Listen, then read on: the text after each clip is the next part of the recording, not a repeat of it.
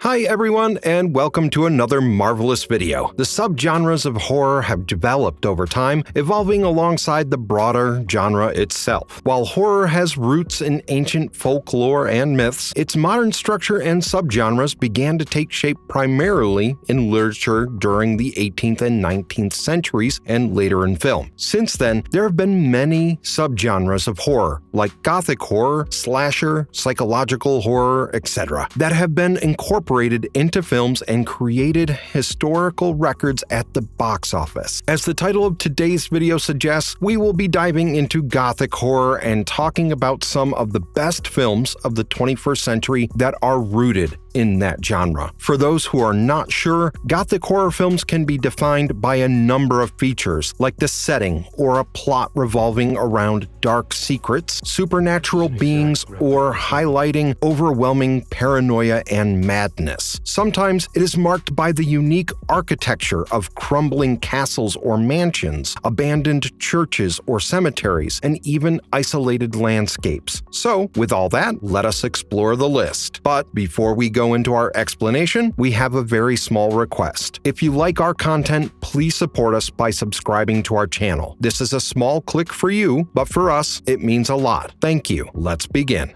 The Others, 2001. First on the list, we have The Others, a Gothic supernatural psychological horror film that was a massive hit with a bone-chilling plot. Written and directed by Alejandro Amenabar, the film earned $210 million at the box office, made with a budget of only $17 million. The plot is set in 1945 Jersey and revolves around Grace Stewart, played by Nicole Kidman, and her two children, Anne and Nicholas, who are facing supernatural phenomena in their remote country house. The story begins with Grace and her children in their mansion, located on a Channel Island in Jersey, previously occupied by the Germans. Both the children are hypersensitive to light, which is why Grace had their mansion darkened with heavy curtains. One day, Mrs. Bertha Mills, Edmund Tuttle, and the mute Lydia, played by Fionnuala Flanagan, Eric Sykes, and Elaine Cassidy, arrived at their doorstep to seek employment, claiming that they had worked in the same house earlier. Pleased to know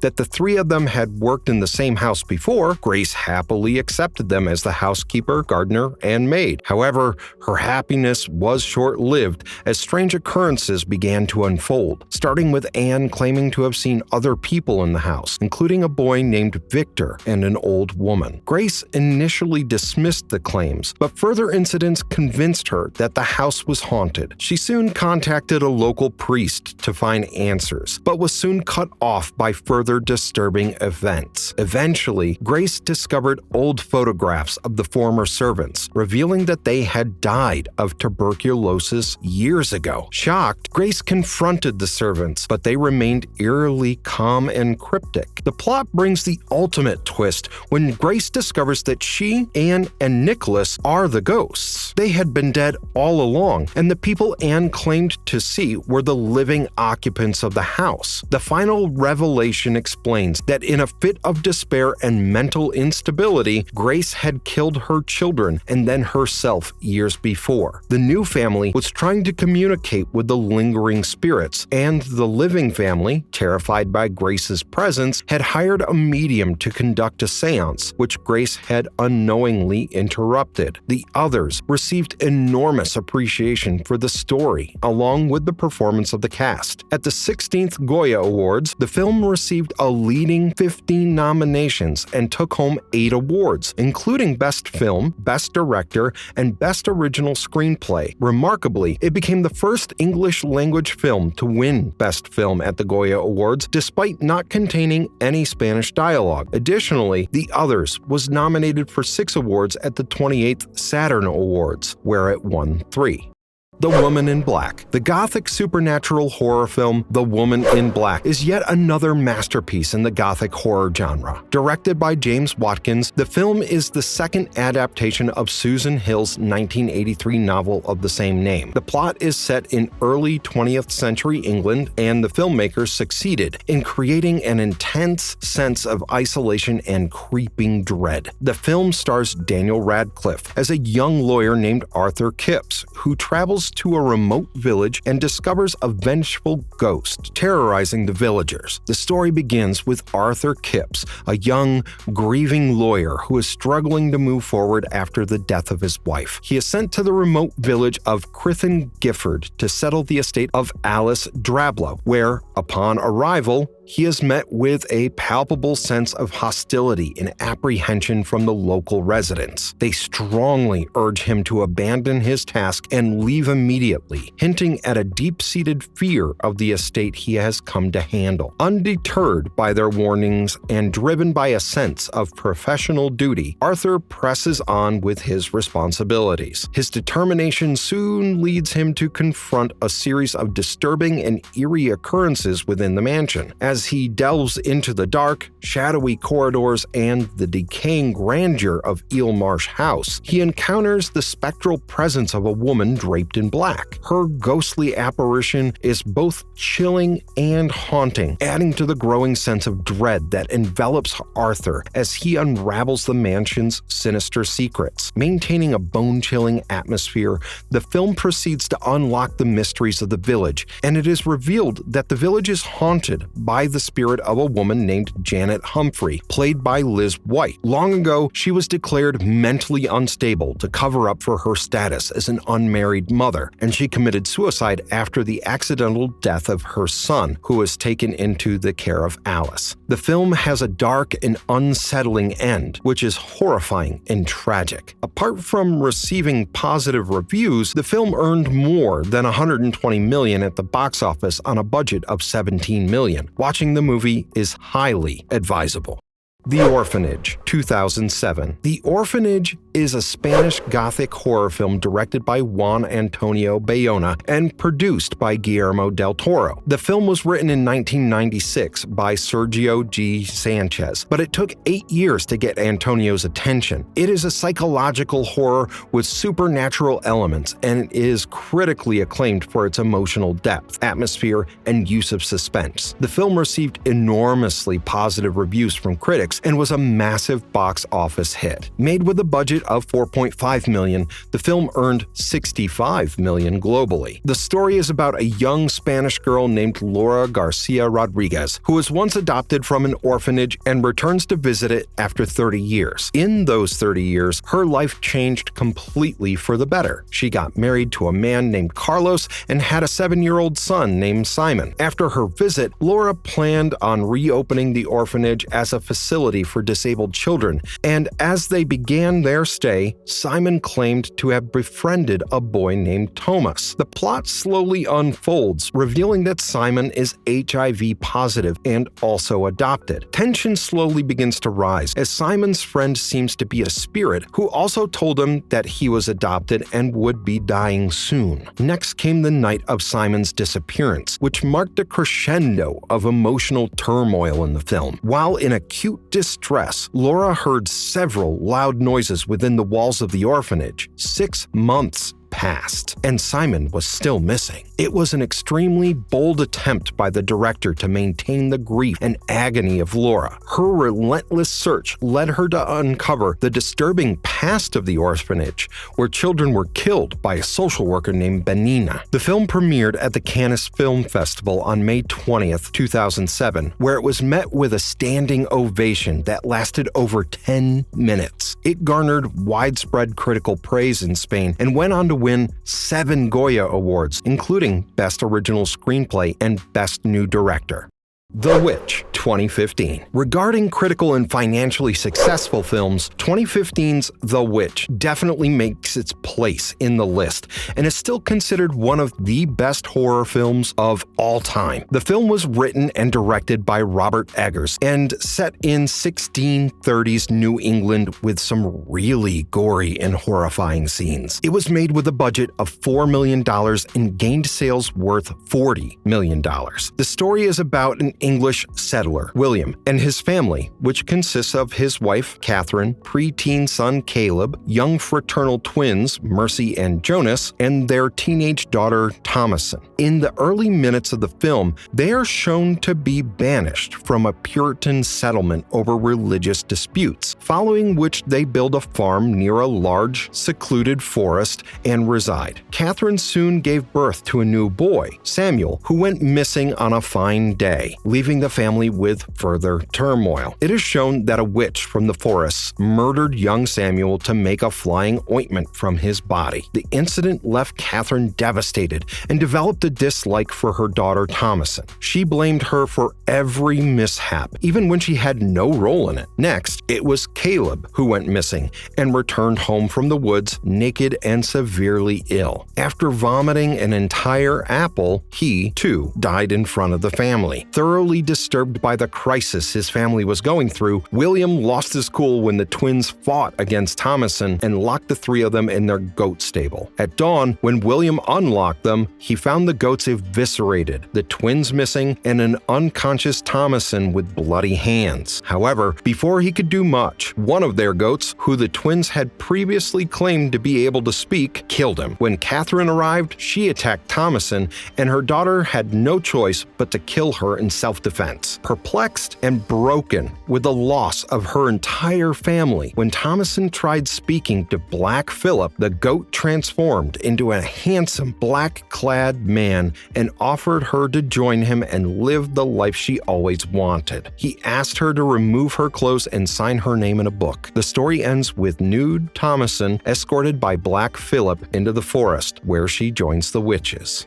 Winchester, 2018. Although one might say that 2018's Winchester is more of a mainstream horror film, we can place it on the list of Gothic horror due to the setting. It showcased themes of death, mourning, and unresolved guilt of the tragic, haunted protagonist, Sarah Winchester, portrayed by Helen Mirren. Aside from that, the visuals also exhibit many elements of Gothic films, like its labyrinthine corridors, endless rooms, and Victorian architecture, which is very much in line with the isolated, decaying structures often found in Gothic horror films. The story is about Sarah Winchester, the widow of a famed gun manufacturer, William Wirt Winchester. The tragic loss of her husband following the earlier death of their daughter Annie left her emotionally shattered. She eventually started believing that all of it was happening due to a curse laid down by the ones who died at the hands of Winchester firearms. Desperate for answers, Sarah sought the counsel of a medium who convinced her that she could appease these spirits by building a mansion with the enormous wealth she inherited. Following the instructions, she initiated the construction of the enormous, seemingly never-ending mansion in San Jose, California. Sarah's niece, Marion Marriott, started living there with her son Henry, who was mysteriously possessed by a spirit. In 1906, the Winchester Company, concerned about Sarah's state of mind, sent Dr. Eric Price, a grieving widower and troubled man reliant on drugs, to evaluate her mental stability. Eric was still reeling from the death of his wife Ruby, and his own demons followed him to Sarah's strange home. When he arrived, he was bothered by the eerie atmosphere of the house. When he started seeing things, he believed them to be an effect of his drugs until he saw a ghost in the basement and witnessed a possessed Henry attempting to leap off the roof. Eric, acting quickly, managed to save the boy, but the sense of dread within the house only deepened. It was just the beginning of further depths of darkness. The spirits of the house began growing restless, and a possessed Henry even tried to kill Sarah before Eric stopped them. One of the spirits revealed himself to Eric. It was that of a Confederate Army soldier, Benjamin Block, who had lost his two brothers in the American Civil War, killed by Winchester rifles. The story continues with the spirit of Benjamin Block tormenting Sarah and Eric, and even if they managed to save themselves from him, what about the other spirits killed by Winchester rifles? Winchester is a film with great potential that never quite comes together. Despite strong performances, particularly from Helen Mirren, and an atmospheric setting, the film suffers from a predictable and uninspired script. However, the visuals became the game changer, as it had a successful box office collection. Made with a budget of $3.5 million, Winchester earned more than $40 million. The Nun, 2018. Talking about Gothic horror, how can we forget 2018's The Nun from the Conjuring universe? Adapted from a story by Gary Dauberman and James Wan, the film was written by Dauberman and directed by Corin Hardy. Set in 1952, Romania, the story is about a young nun who takes her own life in a remote abbey. The Vatican sends Father Burke, a priest with a troubled past, and Sister Irene, a novice nun, to investigate the mysterious death. As they uncover dark secrets within the ancient monastery, they come face to face with Valak, a malevolent demon in the form of a nun who haunts the abbey. The nun who committed suicide knew about Valak and killed herself to avoid being possessed by the demon. The duo confronts the demonic entity and prevents it from escaping into the world. The film ends on an ominous note, revealing that Valak's evil influence is far from defeated. The film was a massive success at the box office, earning $366 million from a budget of $22 million.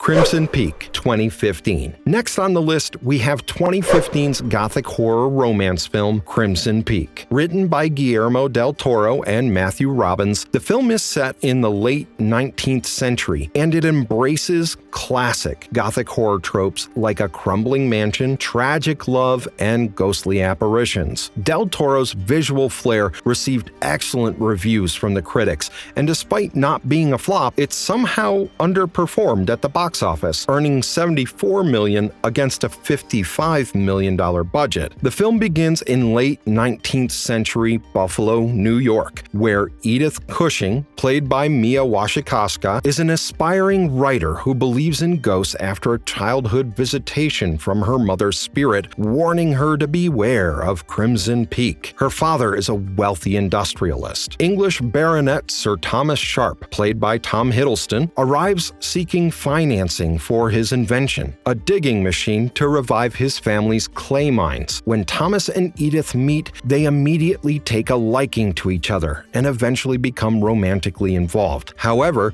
the plot thickens when Edith's father hires a private investigator, uncovering troubling secrets about the Sharp siblings. Mr. Cushing bribes Thomas to leave Edith and return to England. He is also forced to break Edith's heart before leaving, thereby ending their connection. Following his departure, Mr. Cushing is found mysteriously murdered in his office. The loss of her father devastates Edith, but thankfully, the misunderstanding between them is cleared and the two of them get married. It is a blessing for Thomas as well because Edith finances his invention with the wealth she inherited from her father. The two of them travel to the Sharps' dilapidated Cumberland mansion, Allerdale Hall, which stands atop a red clay mine in England. Warm clay from the mines often leaches up from the ground and stains the snow, and owing to this, the estate is also referred to as Crimson Peak. As the film progresses, Edith learns more about the mysteries of the place and also about Lucille Sharp and her malevolent objectives. In the climax of the film, Lucille kills Thomas and is about to do the same to Edith before the spirit of Thomas helps Edith kill her instead.